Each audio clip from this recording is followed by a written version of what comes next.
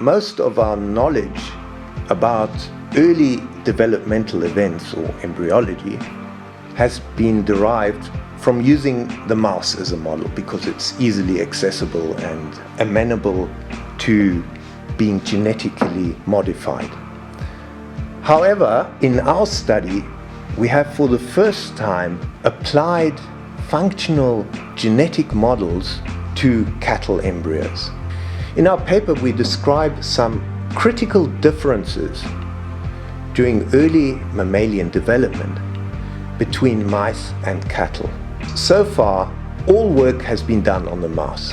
The reason is that it's extremely difficult doing such work in cattle. The actual molecular tools to genetically engineer cattle embryos simply do not exist. In this aspect, we had to go back to the beginning and reinvent a molecular toolbox so that we could do functional studies on cattle embryos. Now, every gene is turned on by a switch that is hidden in the DNA.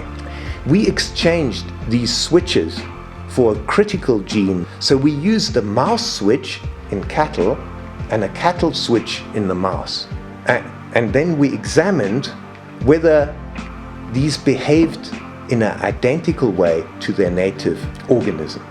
It turned out they did not. Why should this be important?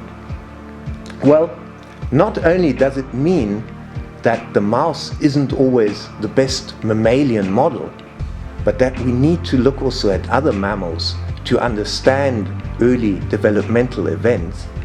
But this work has also repercussions in human medicine, because this gene OCT4 is extremely important for the establishment of embryonic stem cells, which have incredible therapeutic value in human medicine. Lastly, our work is of course extremely important for the cattle field, because we are now for the first time understanding how the cattle undergoes early embryogenesis.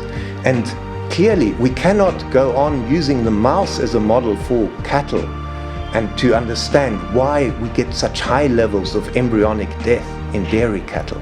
We need to establish the cattle as a bona fide embryological system and thus find out what is crucial to embryo survival.